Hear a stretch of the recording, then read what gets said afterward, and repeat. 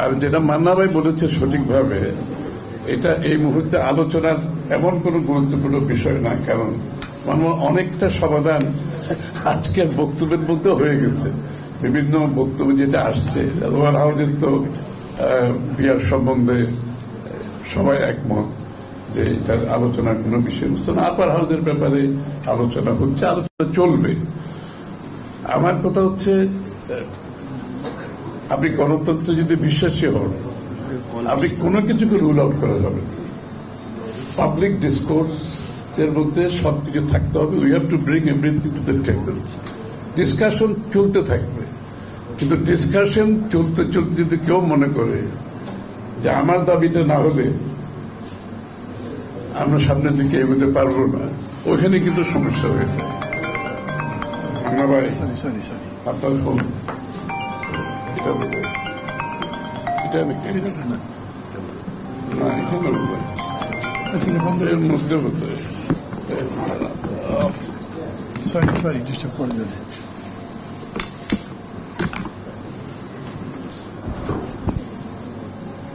আর এই জন্য আলোচনা চলতে হবে। এবং আজকে যিনি মাহমুদ আল মুস্তাফা সাহেবকে ধন্যবাদ, বিস্তারিত আপনি বলেছেন, এবং পরবর্তীতে বক্তারা কিন্তু আরো অনেক কিছু গুরুত্বপূর্ণ কিছু বিষয় পিয়ারের উপর তুলে ধরেছেন। এবং this is the learning process, এটা চলতে থাকবে, এটার উপর আলোচনা হতে হবে। আর মান্না ভাই যেটা বলবে, জনগণ কিছু জানে না পিয়ার সম্বন্ধে, সুতরাং যারা পিয়ারের পক্ষে, এটা তাদের দায়িত্ব হবে তাদের এজেন্ডাতে এনে জনগণের কাছে নিয়ে জনগণের ম্যান্ডেট দিতে হবে। একটা কথা আমি, যদি আমরা, কিন্তু একটা কন্ট্রাডিকশন হয়ে যাচ্ছে বাংলাদেশের প্রেজেন্ট প্রেক্ষাপটে। একটা কমিশন হয়েছে ঐক্যমত্য কমিশন।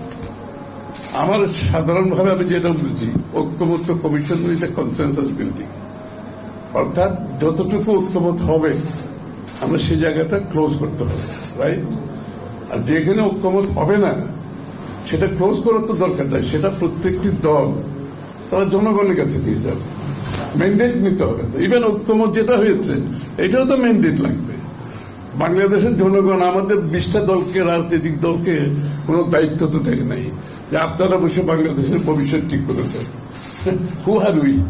ফার্স্ট অফ অল আমি এখানেই কোয়েশ্চেন করতেছি, ঐক্যমত্য কমিশনে আমরা যা করতেছি, হু আর উই?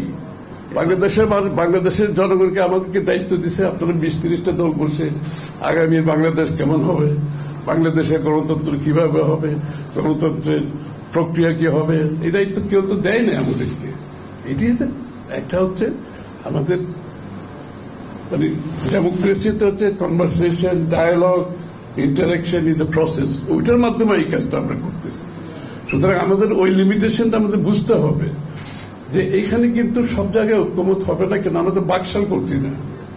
বাকশাল করার চেষ্টা করা ঠিক হবে না সব জায়গায়। আমরা সকলে আলাদা আলাদা ভিন্ন ভিন্ন দল করছি।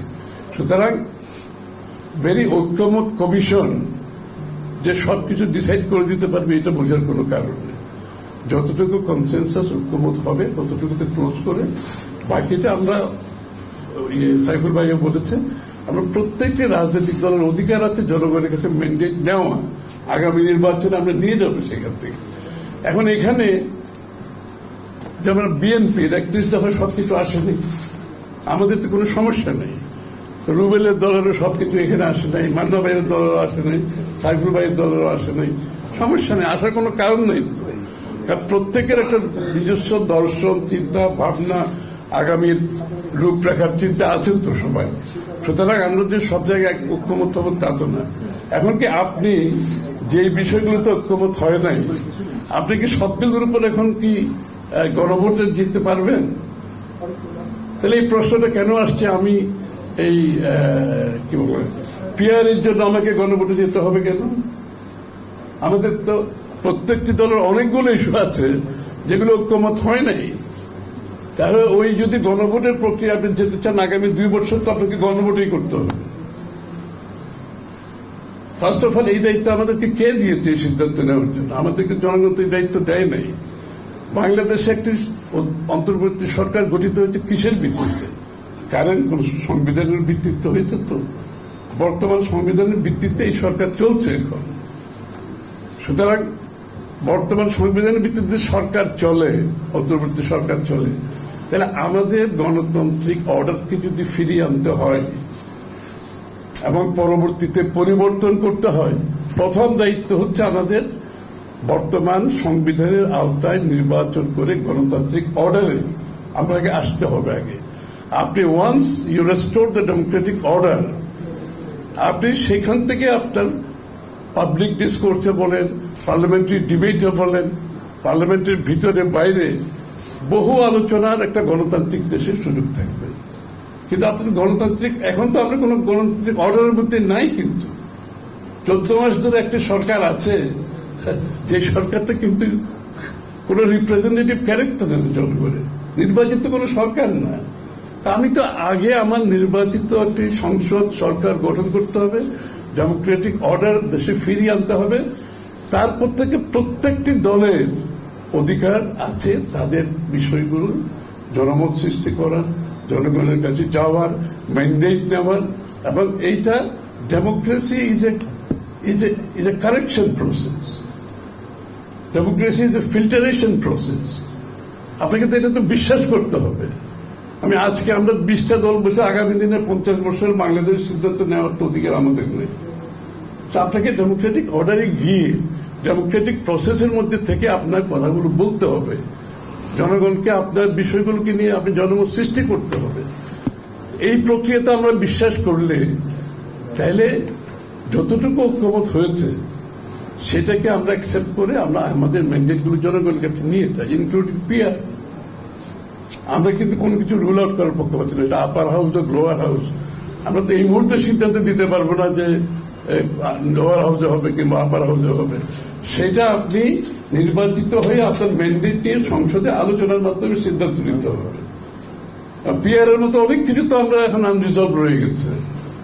তো সুতরাং প্রত্যেকটি বিষয়ের উপর যদি আমরা ওই পথে চলি যে এটা হতে হবে, সেটা হতে হবে, এটা না হলে গণতন্ত্র হবে না, এই সিদ্ধান্ত তো বাংলাদেশের জনগণের, এটা তো আমাদের কোন দলের উপর কেউ ন্যস্ত করেনি।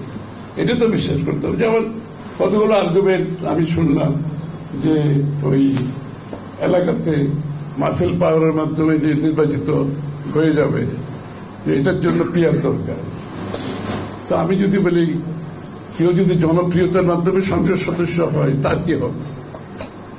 আমি মাসেল ম্যানের কথা বলছি, ভালো কথা। আর যত একজন মানুষ ইন্ডিপেন্ডেন্ট জনপ্রিয়তার মাধ্যমে তো নির্বাচিত হবে, তার অপশনটা বন্ধ হয়ে যাবে। আপনি মাসেল ম্যানের কথা চিন্তা করে একটা লোক জনপ্রিয়তার মাধ্যমে ইলেক্টেড হয়ে আসবে, ওই অপশনটা ক্লোজ করে দিচ্ছেন বিকজ মাসেল ম্যান। তো why you have a muscle man? রাষ্ট্র কেন আছে? আইন শৃঙ্খলা বাহিনী কেন আছে? দেশের আপনার জুডিশিয়ারি কেন আছে? তাহলে আপনি এইগুলোকে বাইরে রাখতে চান রাষ্ট্র কাঠামো থেকে? আপনাকে তো এইগুলোকে রিফর্ম করতে হবে, এই জায়গাগুলো আপনাকে চেঞ্জ করতে হবে। রুবেল কারেক্টলি বলছে যে আপনি বাংলাদেশে যেখানে আমরা ডেমোক্রেটিক পার্লামেন্টারি প্রসেসটা সাকসেসফুলি অপারেটই করতে পারিনি, ওইটা এগ্রি, পার্টলি করেছি, পার্টলি পারিনি, একদম পারিনি তাও না। আমার তো প্রথম দায়িত্ব হবে আমার বর্তমান যে সিস্টেম আছে, যে পার্লামেন্টারি প্রসেস, এটাকে ফাংশনাল করা। যে পার্লামেন্টারি কমিটিগুলোকে আমরা কোনোদিন ফাংশনাল হতে দিয়ে নাই। এই যে আপনারা নিয়োগের কথা বলছেন, মান্না ভাই বলছে এটা কি এক্সিকিউটিভরা করবে নাকি কারা করবে নিয়োগের ক্ষেত্রে বিভিন্ন কনস্টিটিউশনাল এবং নন কনস্টিটিউশনাল পজিশনে।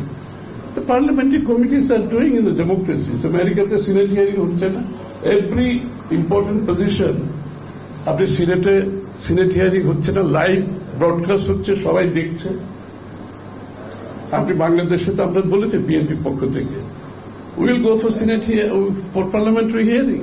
কোন পজিশন যদি ইম্পর্টেন্ট পজিশন গুলো হয় যেগুলো তো ম্যাটার করে গণতন্ত্রের জন্য, দেশের জন্য, আপনি পার্লামেন্টারি কমিটিতে আনেন, হিয়ারিং হোক।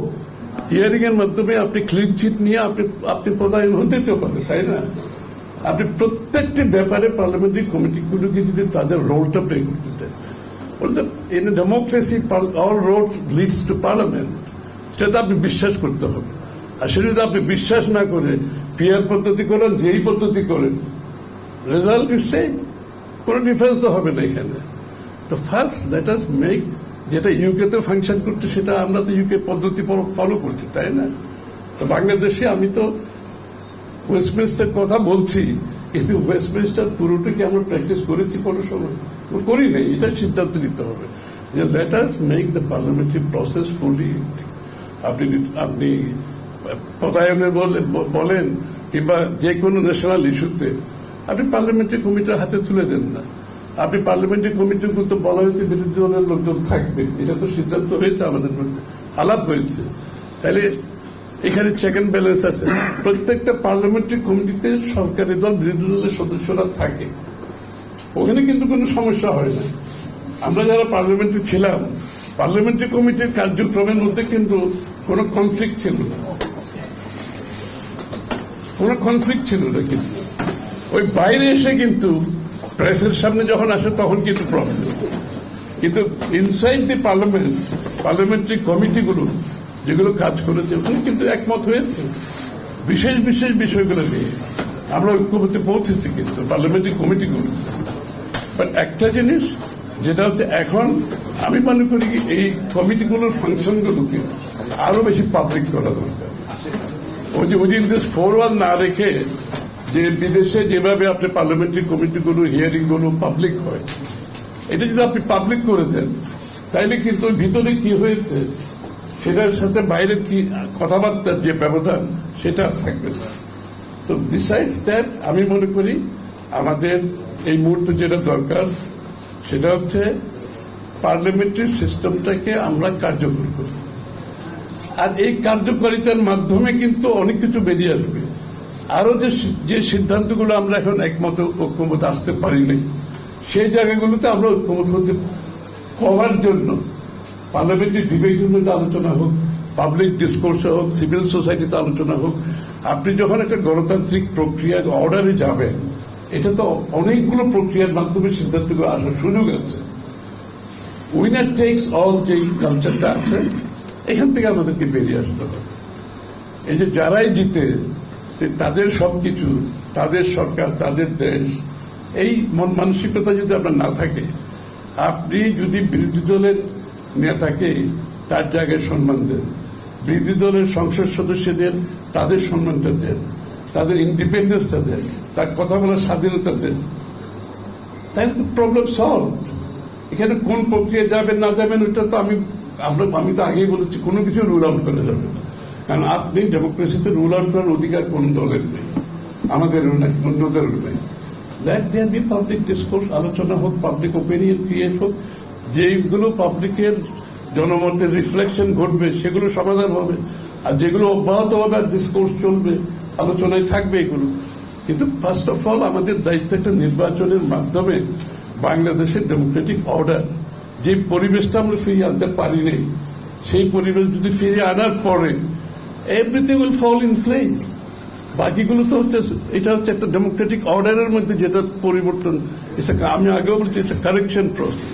Democracy is a filtration process, এবং এটা তো ডেমোক্রেটিক প্রক্রিয়ার মাধ্যমে হতে হবে। Election after election after election, free fair election will determine will bring.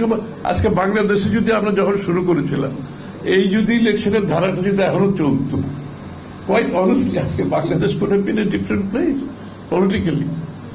এবং আমরা তো পলিটিক্যাল ইয়ের কথা বলছি, ডেমোক্রেটাইজেশনের কথা বলছি, আমরা ইকোনমিক ডেমোক্রেটাইজেশন তো কেউ আলাপ করছে না। যে বাংলাদেশের ডেমোক্রেসি খালি পলিটিক্যাল মানুষের তো ভোট দেওয়া হতো না, বাংলাদেশের মানুষের ইকোনমিক ডেমোক্রেটাইজেশন মাধ্যমে তার অর্থনৈতিক অধিকার, এইগুলো নিয়ে তো কোনো ডিসকোর্স হচ্ছে না। যে বাংলাদেশের আজকে অর্থনীতি যে জায়গায় এসে দাঁড়িয়েছে, এখান থেকে বের হতে হলে বাংলাদেশের মানুষের অর্থনীতিতে উন্নয়নের পার্টিসিপেশন কতটুকু ছিল, উন্নয়নের কতটুকু ভাগ তারা পেয়েছে জনগণ। আসলে কি কোনো পলিটিক্যাল ডিসকোর্স এগুলো আছে? আমাদের পলিটিক্যাল কালচার তো চেঞ্জ করতে হবে, আমাদের টলারেন্স থাকতে হবে, একে অপরের প্রতি টলারেন্স থাকতে হবে, একে অপরের মতের প্রতি আমাদের রেসপেক্ট থাকতে হবে। হ্যাভিং আপনি ভিন্ন মত পোষণ করেও আরেকজনের মতকে আমরা রেসপেক্ট করতে পারলে অনেক সমস্যার তো সমাধান হয়। আমরা পলিটিক্যাল কালচারের কথা বলছি না, সিস্টেম চেঞ্জ করো, এটা চেঞ্জ করো, সব সমাধান হবে না। চেঞ্জ যদি পলিটিক্যাল কালচার বাংলাদেশে চেঞ্জ না হয়, আমরা যদি আমাদের সহনশীলতা বাড়াতে না পারি, আমরা যদি আরেকজনের মতের সাথে ভিন্ন মত পোষণ করে রেসপেক্ট দেখাতে না পারি, তাহলে nothing will work. Quite honestly, confrontational সাংঘর্ষিক রাজনীতির মাধ্যমে গণতন্ত্র কোনোদিন উত্তরণ করতে পারে না। আপনি গণতন্ত্রের জন্য সেই পরিবেশ সৃষ্টি করতে হবে। Thank you very much. মহিলা আসছে,